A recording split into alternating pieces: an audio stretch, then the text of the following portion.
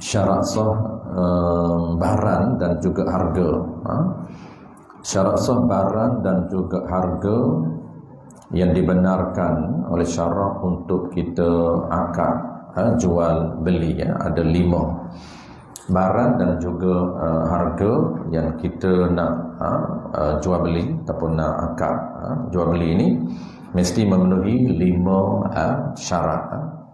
Syarat yang kelima yang kita bincang iaitu mesti kita mengetahui ataupun tahu barang dan juga harga itu secara detail, dan juga kita kena tengok. Malam ini kita akan bincang dari sudut cara melihat barang yang kita nak jual dan juga barang yang kita nak beli. Cara nak tengok bagaimana cara dalam mazhab kita Al-Imam Asy-Syafi'i rahimahullah subhanahu wa ta'ala. Baik, sebelum kita nak bincang cara, tuan-tuan, saya ulang sekali lagi. Syarat untuk kita ataupun syarat sah jual beli, syarat sah jual beli barang dan juga harga mesti kita tahu ataupun kita mengetahui secara detail berkaitan dengan sesuatu barang itu dari sudut sukatan, timbangan dan juga ciri secara detail. Kalau benda yang disukat, kita kena tahu sukatan dia. Kalau benda ditimbang, kena tahu timbangan secara spesifik. Dan kalau benda yang tidak perlu ditimbang, disukat, kita kena tahu ciri-ciri kebaikan dia dan juga ciri ataupun manfaat yang kita nak. Kita kena tahu kebaikan. Dan kita dah sebut bulan lepas, kebaikan ini yang kita boleh yang kita tahu bukan secara secara terlampau detail sangat. Maksud dia kebaikan kalau benda yang kita nak beli itu kebaikan yang ada dipanggil yang ada fakta dari sudut R&D, macam produk-produk hari ini, maka kita boleh tahu dan penjual mesti memberitahu kalau kebaikan yang ada pada barang dia ini yang diakui oleh sesuatu panggil badan yang ada authority, seperti dibangunkan ataupun ada research and R&D dan juga melalui ujian klinikal ataupun dipanggil ujian saintifik, maka boleh dia cerita dari sudut kebaikan. Dan kalau produk yang tidak ada panggil R&D dan sebagainya, maka pengalaman. Ada 2 benda. Pengalaman juga diambil kira. Sebab tu tuan-puan, kalau kita bincang ataupun bersembang dengan orang yang latar belakang medik, maka dia nak supaya sesuatu produk itu, ini produk yang berkaitan dengan pemakanan dan sebagainya, dia nak yang ada ujian saintifik dan klinikal sahaja, barulah boleh diceritakan kebaikan sesuatu produk. Sebenarnya dari sudut pemuamalat, dia tidak terhad kepada ujian eksperimen dari sudut saintifik dan ataupun dipanggil ujian klinikal, tidak. Bahkan diambil kira juga kebaikan dari sudut pengalaman. Walaupun tidak ada nafs. Contohnya, kebaikan ini tidak diceritakan oleh Nabi, tidak diceritakan dalam Quran, kebaikan suatu benda yang kita nak beli. Tetapi pengalaman, hasil daripada pengalaman para ulama kita, maka boleh diambil kira di dalam ciri kebaikan. Tidak termasuk kita menceritakan benda yang tidak sepatutnya. Boleh dikira termasuk dalam kebaikan. 2 benda. Baik, kita terus kepada sebelum cerita bagaimana cara lihat. Tadi kita tahu ni nak kena tengok pula bagaimana cara nak tengok beli rumah, bagaimana nak tengok kenderaan, bagaimana cara kita nak beli satu benda dalam packaging, bagaimana cara nak tengok air, bagaimana cara nak tengok beli madu, bagaimana cara nak tengok, dan beli liquid ataupun Dia panggil cairan-cairan yang lain. Bagaimana cara nak tengok yang diperuntukkan di dalam sistem muamalat mazhab kita Al-Imam Syafi'i. Baik, sebelum kita nak bincang cara tengok, kita akan habiskan dulu dua perenggan berkaitan dengan disyaratkan kena tahu. Muka surat 11. Qala al-musannif rahimahullahu ta'ala. Kita akan habiskan dua perenggan ini berkaitan dengan syarat mesti melihat dan mengetahui sesuatu barang ataupun harga itu dari segi sukatan, timbangan dan ciri-ciri secara detail. Baik. Sah dijual satu timbun gandum. Ini praktikal dululah. Sekarang ini tidak ada isu dah beli timbang, kita beli dah siap. Gandum di kedai 1 kg, gula 1 kg. Sah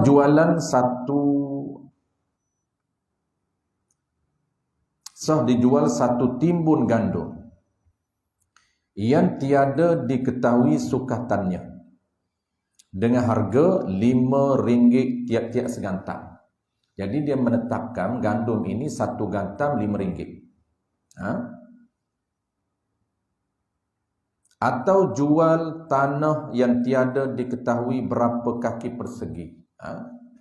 Dengan harga RM5 tiap-tiap kaki persegi.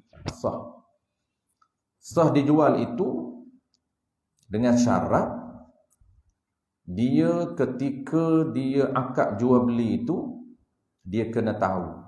Ketika dia akad jual beli itu dia kena tahu berapa ringgit dan juga berapa sukatan ataupun timbangan yang dia beli. Walaupun dalam longgok dia tak tahu. Longgokkan gandum ni dia tak tahu. Dia tahu apa? Dia tahu satu gantan gandum harga dia RM5. Tapi kalaulah ketika dia nak akap itu mesti jelas ketika dia akap. Barang dia beli ni berapa kilo. Ataupun berapa gantam. Dia dah tahu RM5 satu gantam.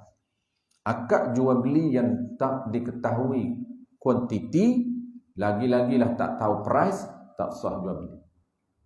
Sebab itu dia punya cara tuan-tuan nak kena tahu harga dulu. Sebelum kita ambil, nak tahu harga dulu. Kadang-kadang hari ni kita mudah ambil barang terus bayar. Ketika hulur barang tu baru tanya berapa. Kadang-kadang tak tanya pun. Tanya okey lagi. Kadang-kadang bagi terus RM10. Dia anggapan dia, alah benda ni murah saja. Beri, tiba-tiba cashier ni bagi-baki. Dia pun tak tahu bagi berapa. Kadang-kadang tak tengok pun, masuk terus dalam poket. Terlampau simple kita dalam sistem muamalat. Maka tidak sah. Jual beli yang tak tahu harga berapa, tak tahu kuantiti berapa, terus main bayar saja, ambil terus masuk poket, tak sah. Kenapa? Kerana dia kata barang ni murah saja, tak sampai RM10.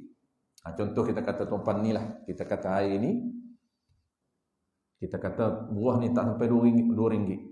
Anggap kita, anggapan kita. Kita pun bagi RM10 kat dia. Kita ambil satu bagi RM10, akadlah jual beli. Kalau ada akad, kalau kita nak follow lah akad jual beli. Saya beli, dia pun kata saya jual. Kita pun tengok baki. Yang elok tu dia tengoklah baki. Ada kadang tak tengok langsung baki. Dia tahu dah murah sana. Baki tu masuk poket. Maka tidak sah akad ataupun transaksi tersebut tidak memenuhi syarat ataupun etika yang telah ditetapkan. Syarat kena tahu. Kuantiti kita air ni 500 ml ini harga berapa? Kuantiti kita dah tahu. 5 tak sampai 1.5 liter yang kecil, 500 ml saja. Berapa dia punya harga dia? Harga dia RM1 saja. Sebelum akad kena clearkan. Kerana itu syarat yang telah ditetapkan. Baik, satu. Yang kedua. Tetapi jika penjual berkata, saya jual kepada anda satu longgok gandum yang tiada diketahui sukatan. Dia main longgok tak tahu sukatan. Berapa gantam ataupun berapa kilo. Gandum ni zaman Nabi dia panggil mi'yar syar'i. Sukatan zaman Nabi dikira sukat, bukan kg. Bukan ditimbang per kg, tidak. Ni, tapi orang panggil suasana zaman telah berubah.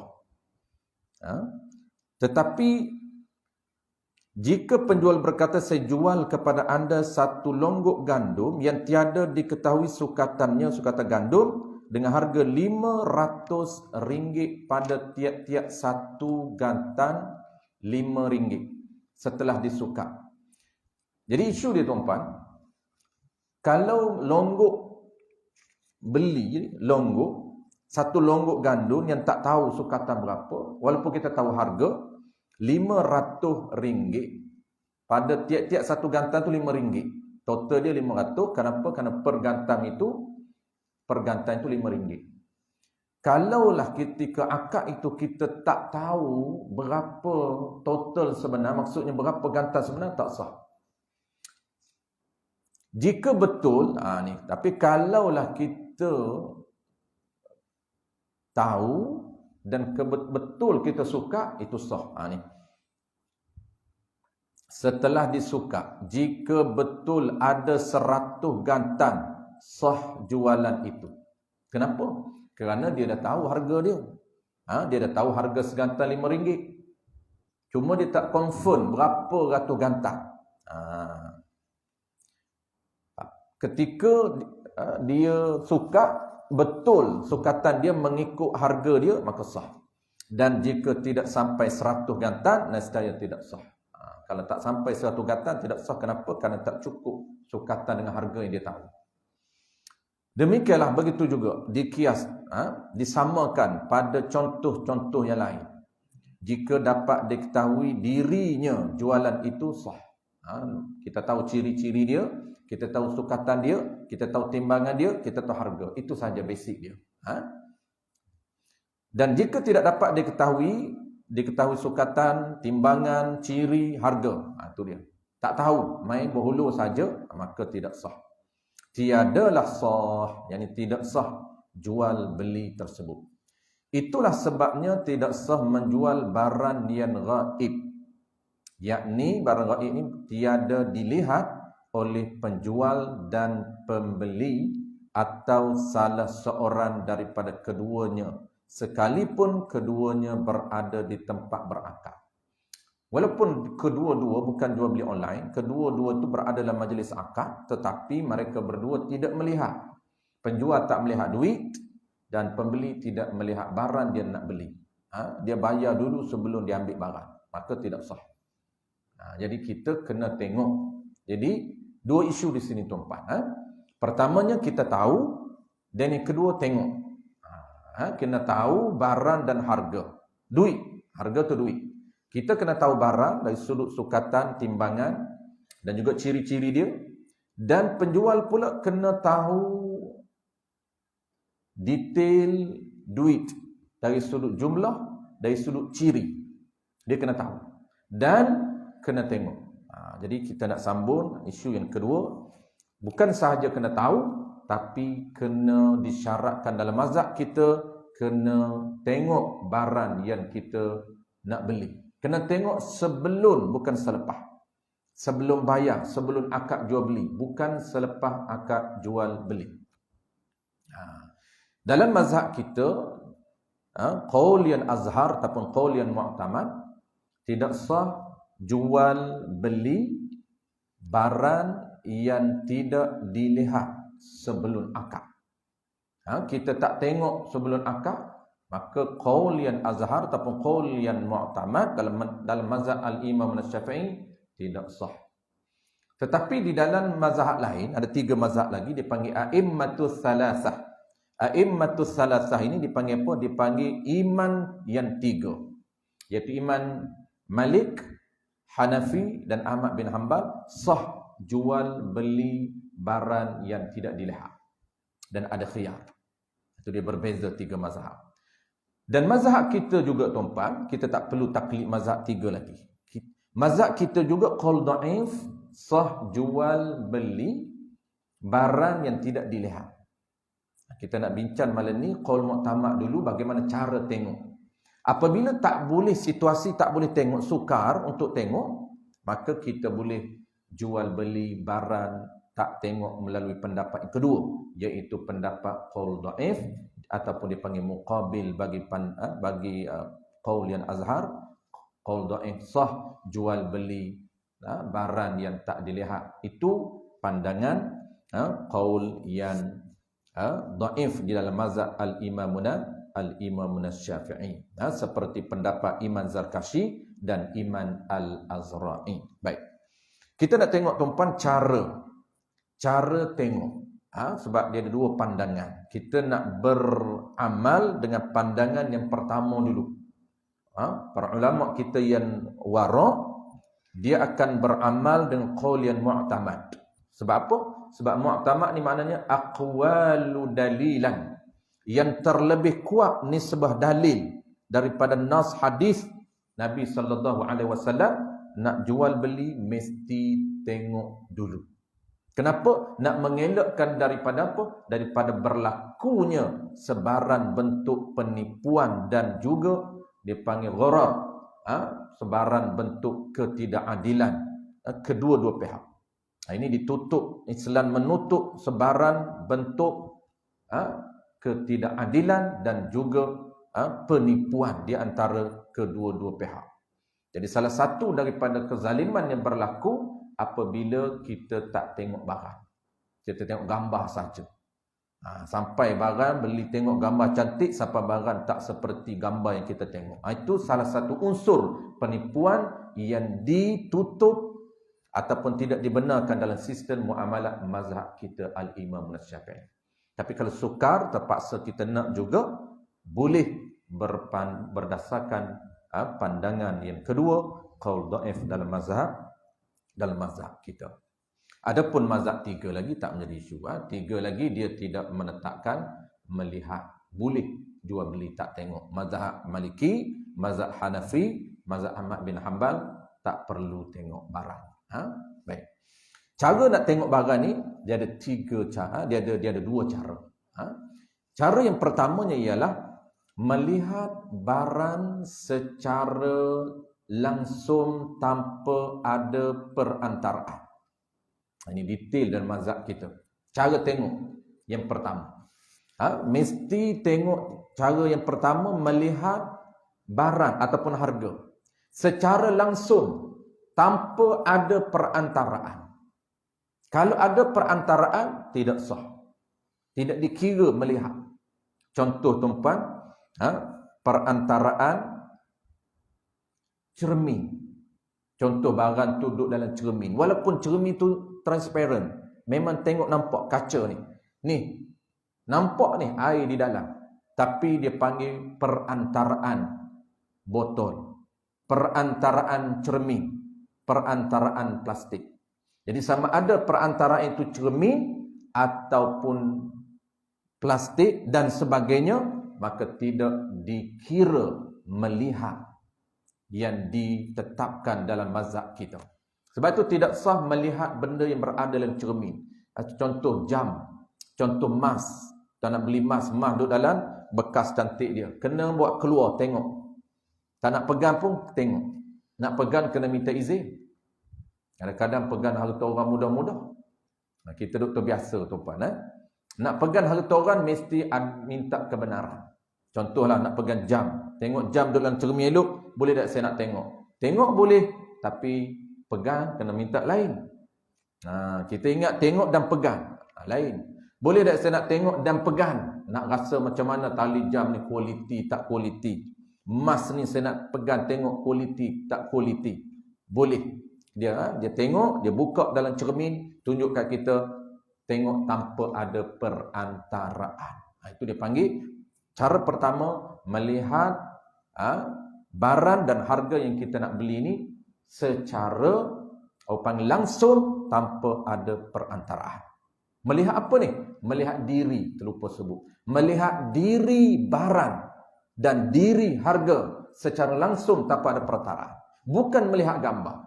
Sebab tu ada orang tanya, kalau kita tengok katalog sahaja, kita tengok gambar sahaja, barang tidak ada depan kita, adakah sah? Mazhab Syafi'i qaul yang azhar, qaul yang pertama, tidak sah. Kalau sukar, kita akan sebut kaul yang kedua, boleh beramal dengan qada. Tapi kena tahu, yang kita duk beli barang tanpa tengok ataupun tengok yang tidak diiktiraf oleh mazhab Syafi'i, mengikut pandangan mana, itu kita kena tahu. Pandangan dhaif, antaranya Al-Imam Zarkashi dan Imam Azra'i yang mengatakan sah jual beli ghaib dalam mazhab kita. Adapun mazhab lain tak cerita. Sekarang ni tuan-tuan, kalau kita baca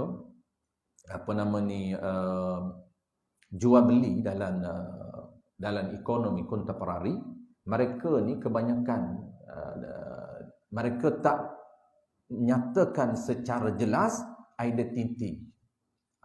Ni kita cara pengajian kita, cara lama dia solid, jelas dulu ID kita, mazhab kita.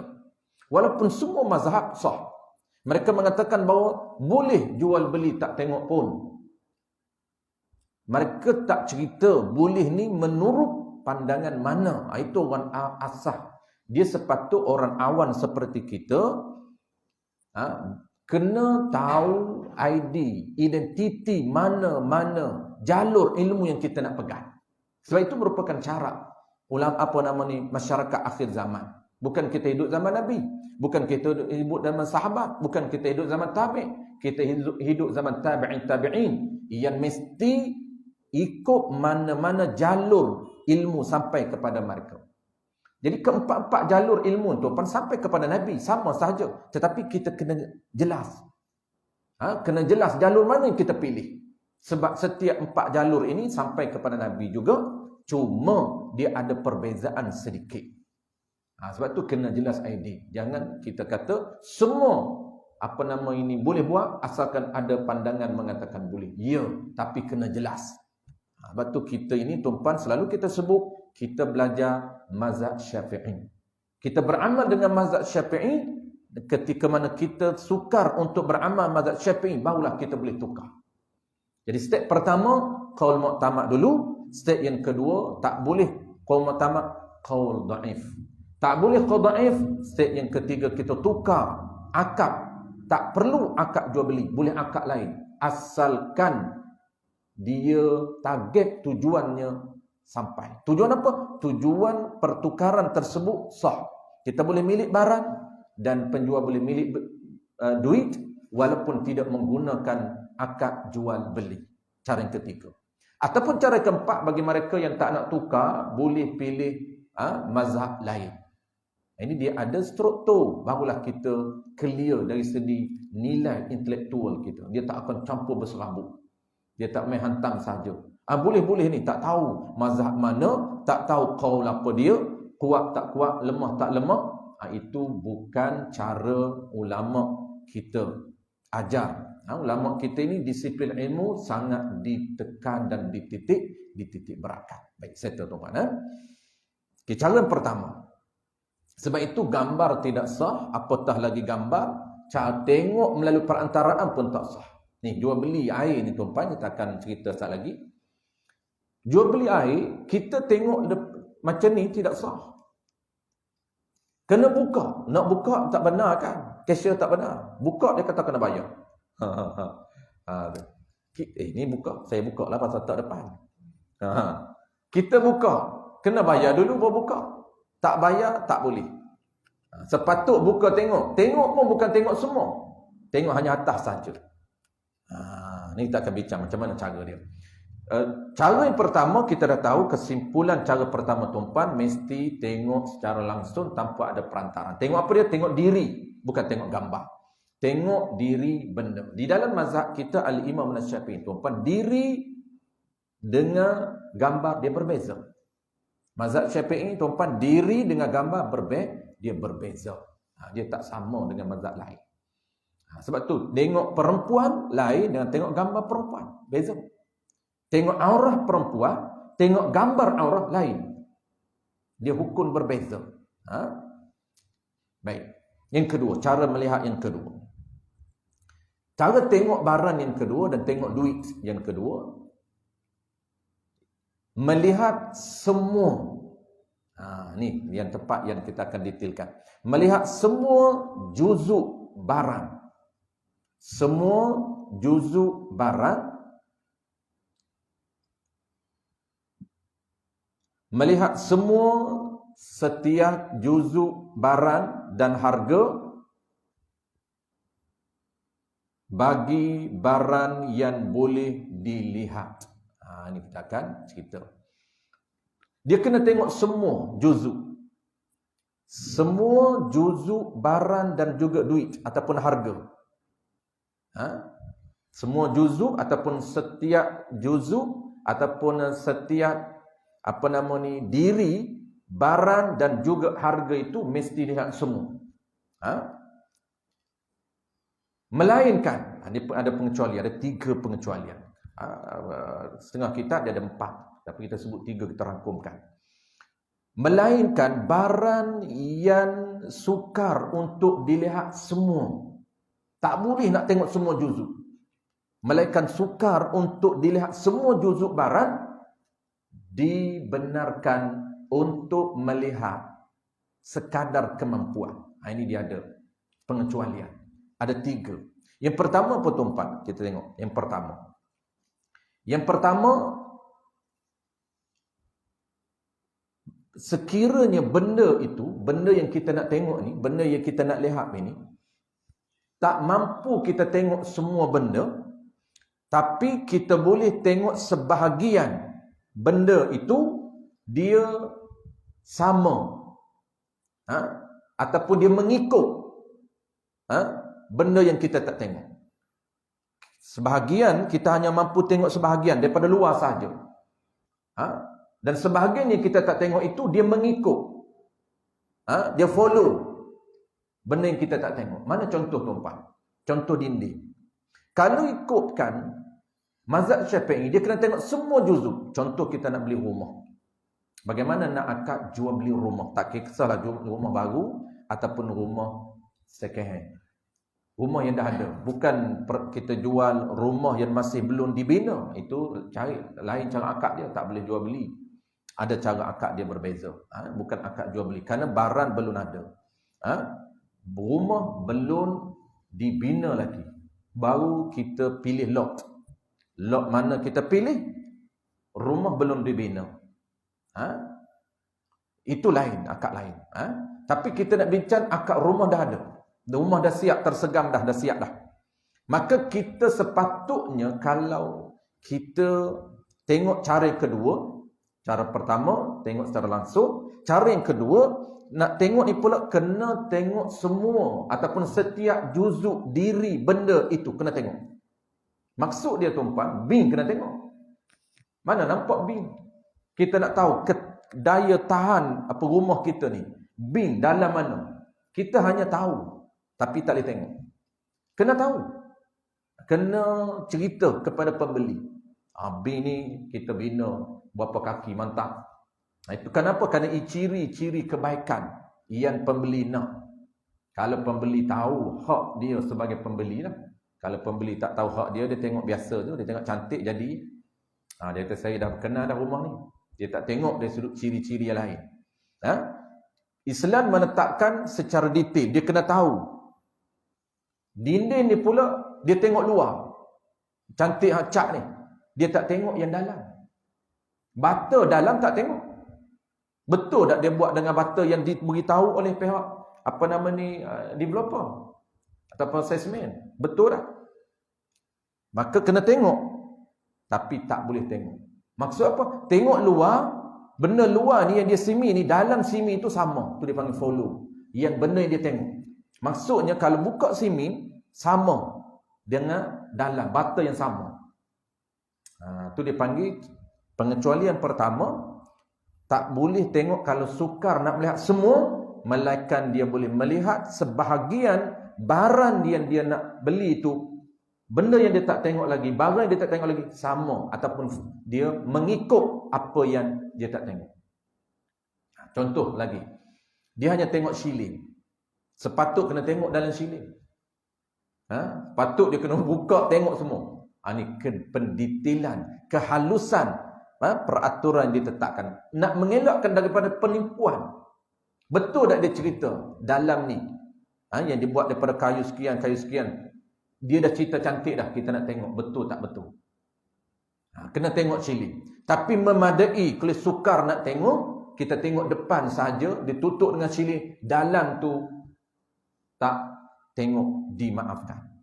Kalaulah kebetulan dia naik cek betul, maka dia boleh khiyar, dia boleh tuntut ganti rugi. Sebagaimana yang tak, kalaulah tak mengikut apa yang diberitahu oleh developer. Developer beritahu sekian, tiba-tiba satu hari dia naik tengok, betul tak betul? Tak betul. Maka dia boleh tuntut, dia panggil ganti rugi.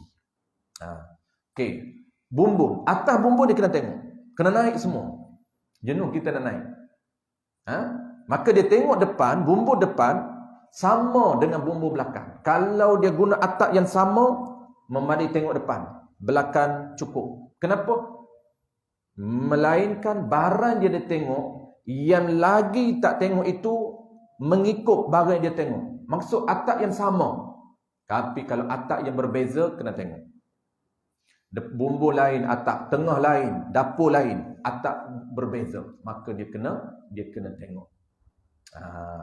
Jadi settle yang pertama. Yang kedua, pengecualian kedua. Yang kedua ini lebih kurang juga, tapi sedikit berbeza.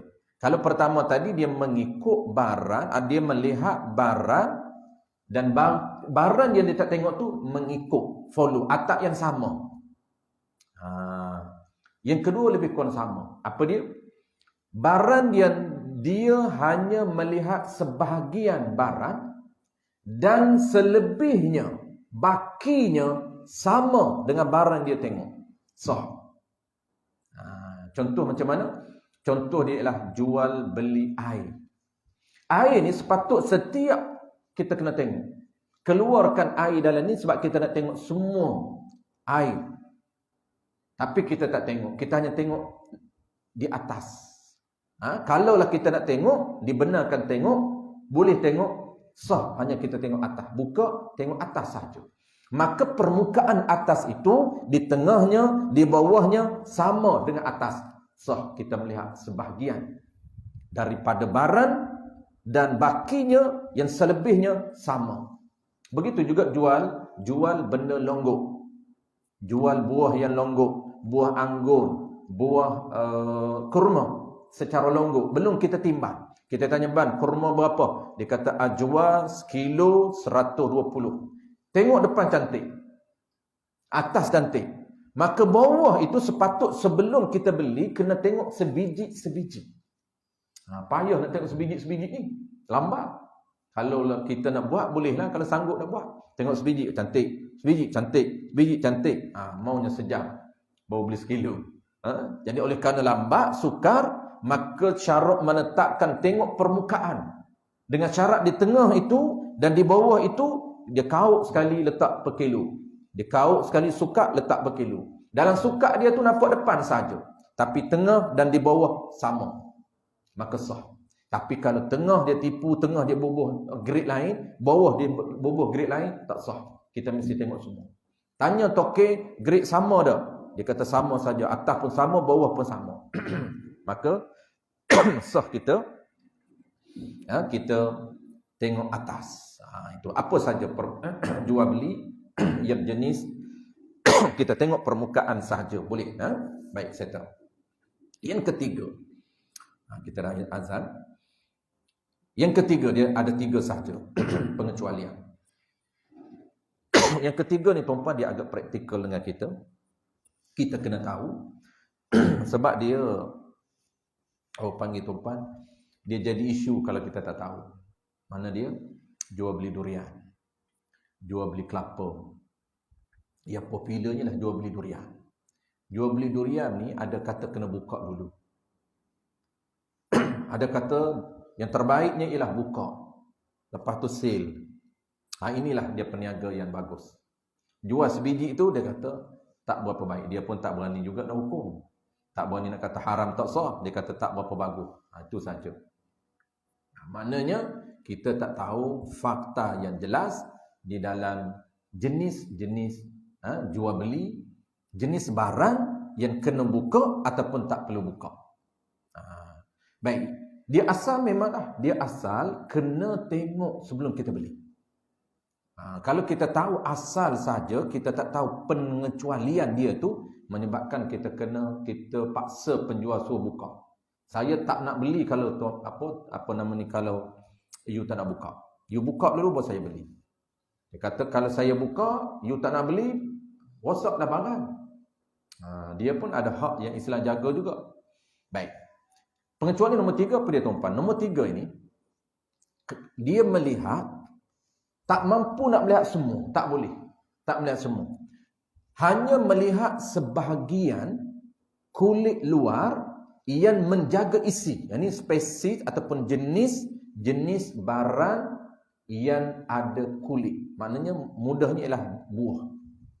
Kalau nak jual beli buah yang ada kulit, kalau ada satu kulit saja.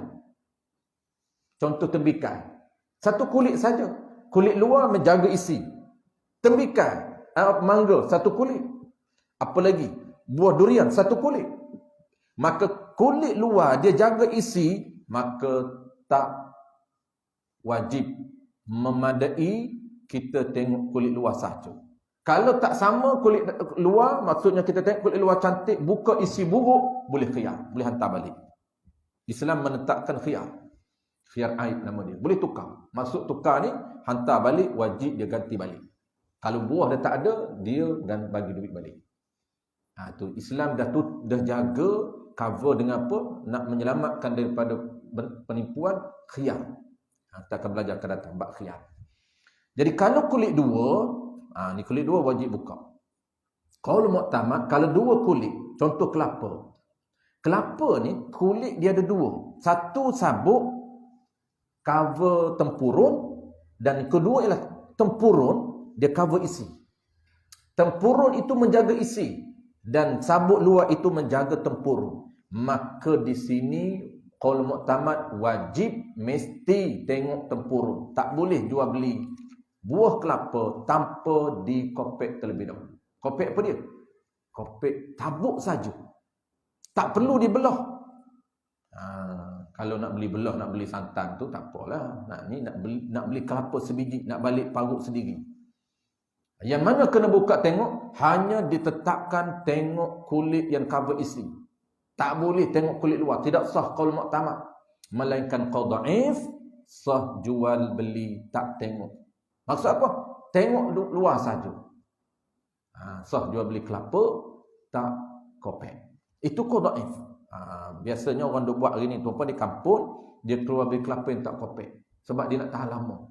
Nak tak berumah dia tahan sebulan. Dia beli itu asal kalau dia tak tahu, maka tidak sah. Qaul dhaif. Kena tahu ini qaul dhaif. Jual beli tanpa kopek kelapa.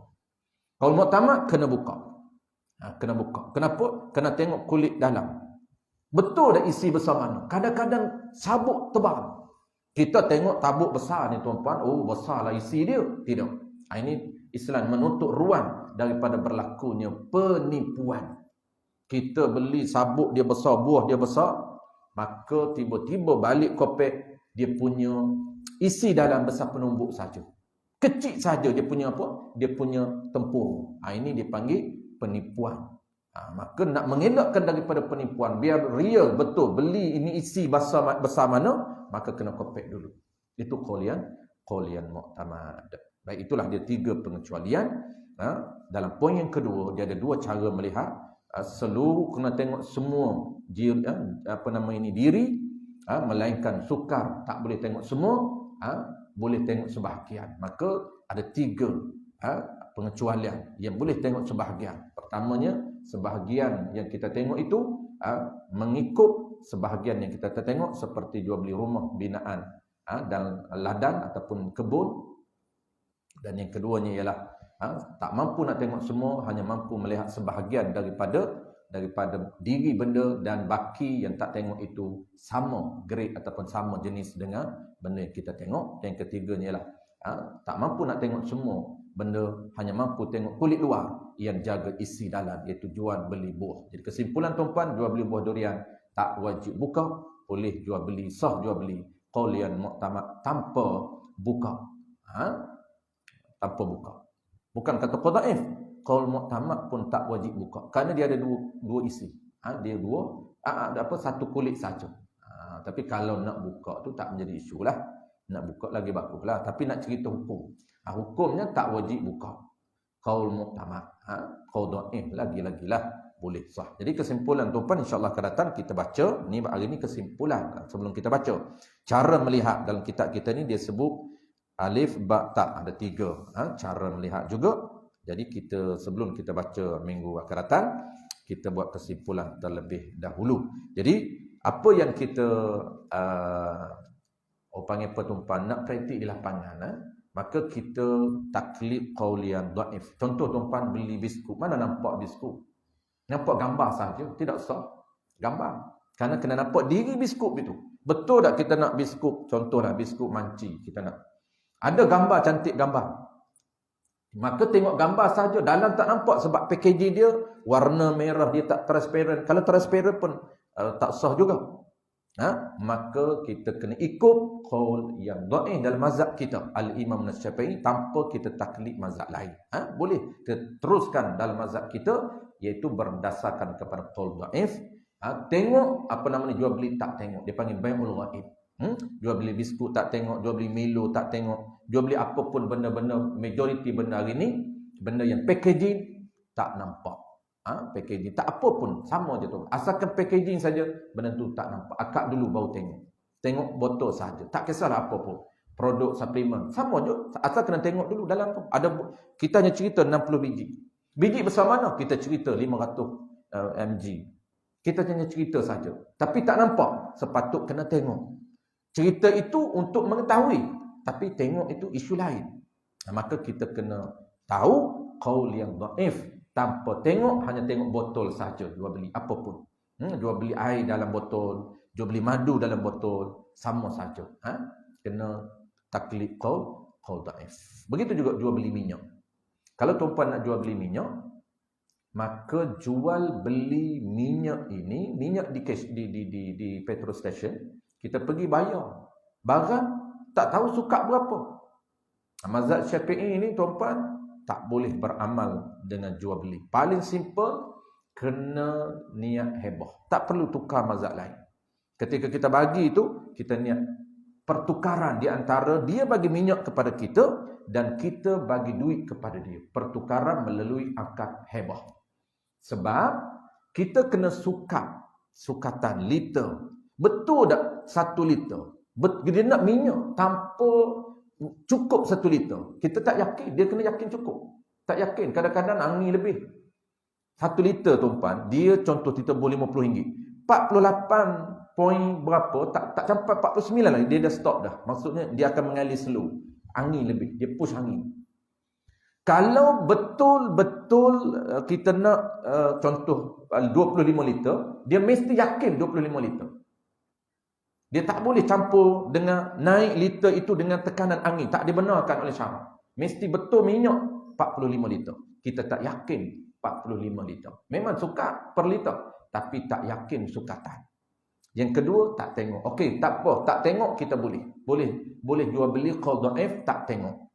Angkat dulu, tak tengok. Boleh. Tapi kena yakin tu. Kena yakin sukatan. Tak yakin sukatan, tak boleh.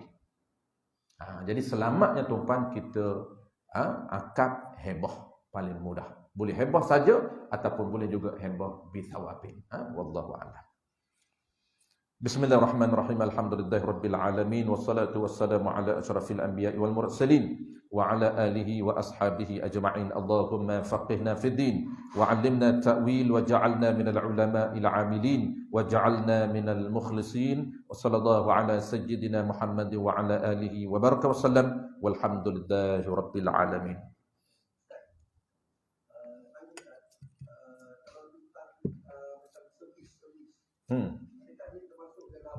Jual beli.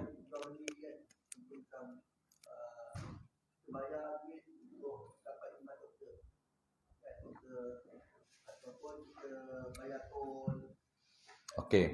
Itu tidak termasuk jual beli. Akan datang kita akan bincang services ini dia termasuk upah. Kena akad upah. Jadi upah ini contohnya kita bayar kita servis kereta, itu termasuk upah.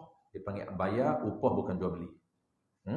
Melainkan jual beli itu total, dia total minyak sekian, semua sekian, kena akad jual beli. Upah lain, jual beli lain. Tu. Kalau nak totalkan sekali, kena heboh. Kalau nak asin, kena asingkan jual beli, produk, dan kepakaran dia itu dipanggil upah.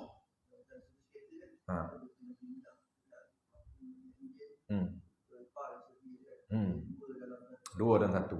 Jadi kalau yang apa nama ni, yang sepatutnya dia akad berbeza, tak boleh satukan akad. Kena akad pertama, akad jual beli. Iaitu jual beli apa? Jual beli barang-barang, minyak, filter dan Dan juga last sekali ini upah. Tapi sekali lagi ini dia totalkan, dia total semua. Upah dengan apa nama bayaran barang-barang. Iaitu dia kena akad heboh lah, paling mudah dalam mazhab Syafi'i.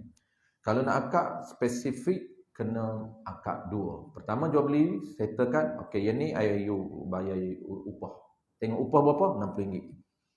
Bayar upah lasing, yang ni akad jual beli. Baru dapat dua pahala. Satu pahala akad jual beli, yang kedua dapat pahala upah. Kalau nak satukan, dapat pahala heboh. Kita heboh saja, tak akad upah, tak akad jual beli. Saya hanya heboh kepada you. You bantu saya. Boleh? Mazhab Syafi'i nak bagi transaksi itu sah saja. Boleh. Dia muamalah fleksibel, dia tak macam ibadah. Sebab tu orang tak faham prinsip muamalah, dia cuba untuk walaupun sah ke tak sah, tetap dia nak duduk jual beli juga. Kalau tak boleh jual beli, kena tukar alternatif lain. Kalau tidak, tukar mazhab lain. Tu. Tapi dalam tu sama je mazhab. Dia jual beli asing dan upah asing. Adapun bayar tol lain, akan datang kita akan sebut. Bayar tol dan bayar parking itu termasuk bayar sewa. Bayar tol kita dikira sewa harta orang. Kenapa? Kita lalu. Lalu tu apabila harta milik orang, tanah dia lalu dia menetapkan. Nak lalu boleh per jam saya sewa. Tol tu bahasa kita, nama tol tu bayaran. Bayaran tol. Bayaran tu tak apa? Sebab prinsip muamalah mesti ada stand. Mesti ada, you pilih apa? You pilih akad jual beli, you pilih akad upah, you pilih akad sewa, you pilih pajak, gadai sebagainya. Kena tengok kesesuaian. Heboh.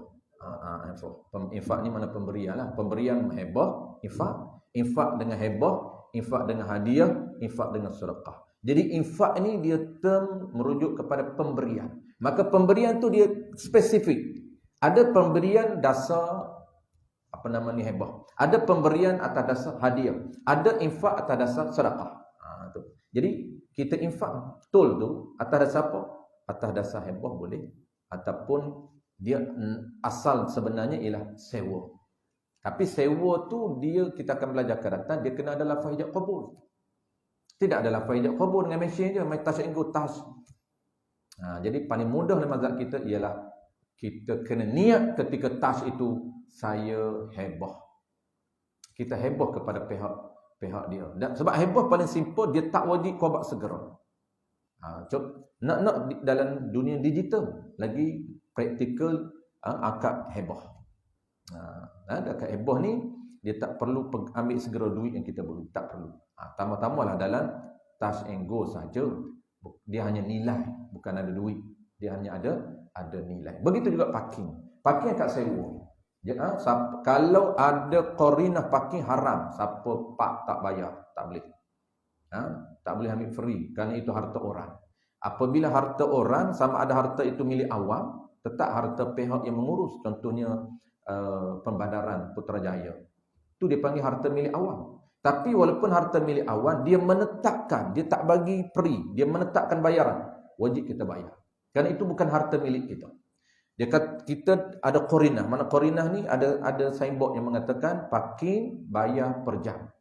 Maka kita parking percuma tak bayar, haram. Kenapa? Kita mengambil ataupun menggunakan milik orang tanpa imban balas ataupun tanpa bayaran. Tak boleh. Melainkan harta mubah. Sebab tu kita selalu sebut harta ini ada 3 status. Milik individu, milik apa nama ni awam, ataupun pertama milik individu, yang keduanya ialah tidak menjadi milik individu. Maksud apa? Maksud bukan milik sesiapa pun. dia milik kerajaan. Itu dia panggil harta mubah. Harta mubah ini dia menjadi panggil dikontrol oleh kerajaan. Apabila kerajaan tidak menetapkan bayaran, maka mubah. Mubah ni mana? Harus boleh parking. Kita tengok tak ada signboard yang mengatakan wajib parking. Boleh parking mana-mana pun boleh. Mari parking ni tuan ya, kita parking di area ni. Tidak ada cegahan, larangan boleh parking di mana-mana. Tapi dia dah ada larangan. Petak ini khas untuk EJK. Petak ini khas untuk penceramah. Tak boleh. Kerana itu telah ada qarinah zahirah. Penunjuk yang jelas ini milik tertentu. Tak boleh guna. Itu dia panggil asasnya harta milik individu, dan yang keduanya harta tidak menjadi milik sesiapa, iaitu dia milik kerajaan. Seperti kita pergi di laut. Laut itu berapa batu nautika daripada perairan kita, dia ada peraturan maritim, undang-undang maritim. Jadi undang-undang maritim ni tuan-tuan, laut itu menjadi wilayah negara ataupun negeri. Maka kontrol siapa? Yang kontrollah kerajaan.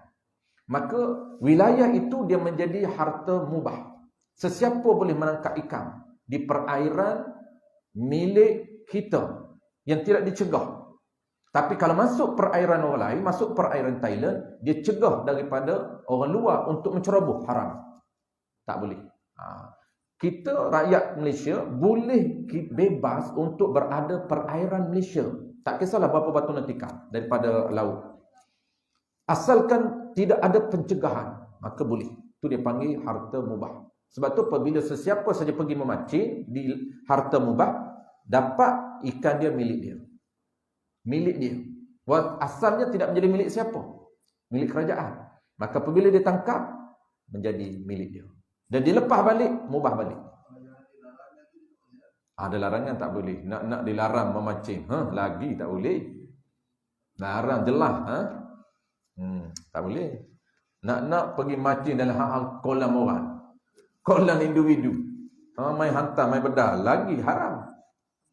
Ni dia kata ni haji ni. Kolam haji ni. Kolam tu bila sarang. Hantar je ambil. Wallahu'alam. Kita dah baca doa orang.